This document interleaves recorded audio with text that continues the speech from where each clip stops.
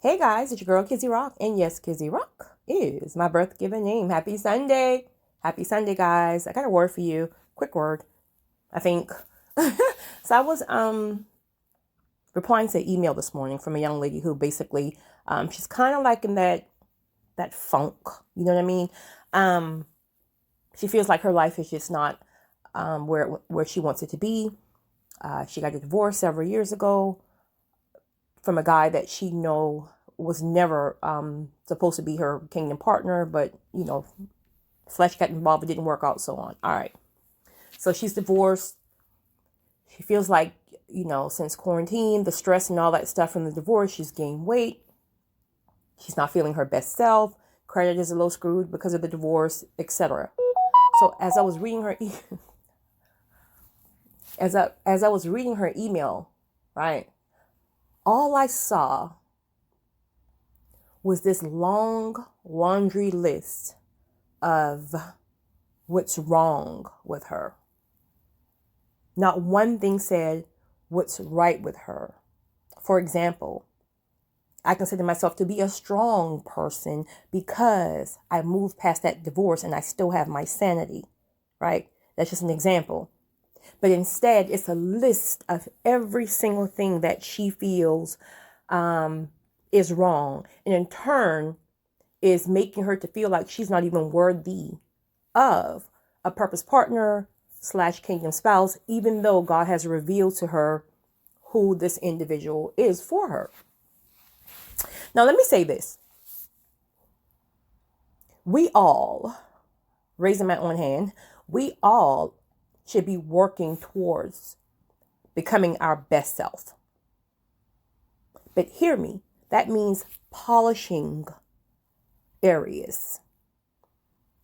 But when you start to question your identity, meaning, I need to be changing this and that because I believe, excuse me, this person is not coming because I'm not great enough for them. I don't look like this. I don't this, and that, right? Keep in mind, the person who was always ordained for you in whatever way God brings that person to you is supposed to find you. It's like a piece of the puzzle, right? You got two pieces of a puzzle and it fits. So they have to find you because God ordained that. But when we start trying to change who we are because of insecurities, and of course Satan will get in your head and start putting all kind of nonsense in your head like, oh, well, this man or this woman would never want you because you're in your words, you're fat, you're this, you're that. That is Satan and his lies from the pits of hell. What's for you is for you. So when you start trying to change yourself in the sense of trying to compare yourself to other people's lives and trying to become another person because you think it will make you feel better about yourself, that person will never find you because that's not you. You have to be your true, authentic self. The reason why the other marriage or relationships didn't work out is because that was never the person for you to begin with. Again, most likely in the beginning of, not beginning of time, when we first started dating, we don't know any better. I mean, it's just flesh. Most times you don't even have that strong, intimate relationship with God. So you're just moving in flesh. What looks good, what you think, But the person who was always meant for you is literally for you. And now you're trying to change your entire identity because Satan's telling you you're fat, you're worthless, you're this, you're that. It's all this nonsense.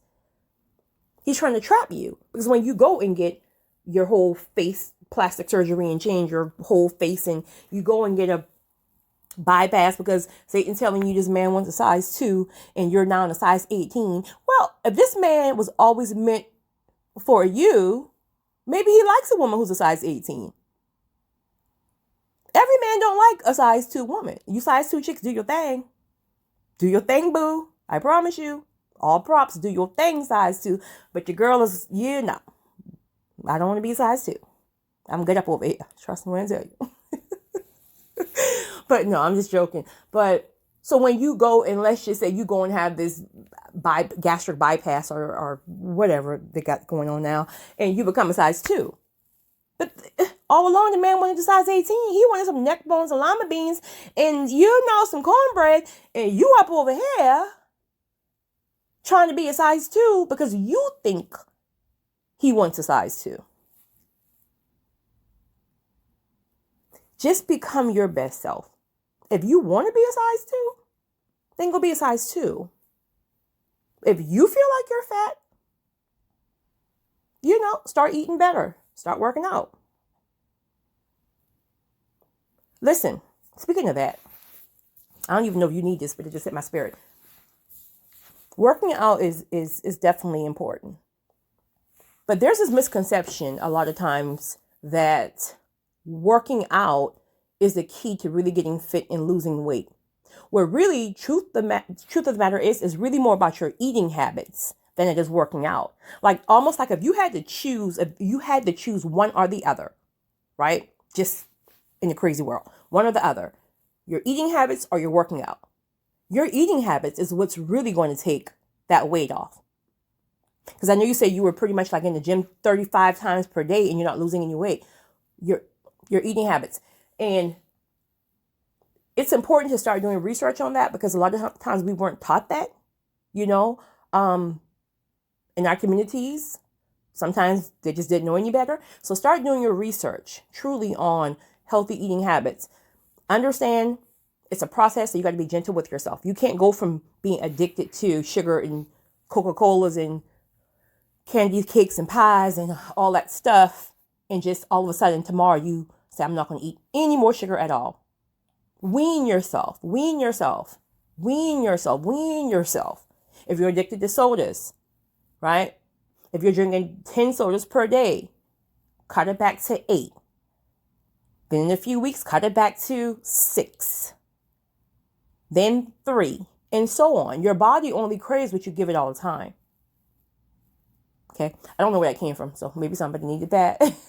But I just wanted to share that because, it's crazy how people can sit here and think that they're working out 50,000 times a day and like the weight is not coming off, but they're still eating massive amounts of junk food and stuff like that. But whatever. But at the end of the day, sis, truly,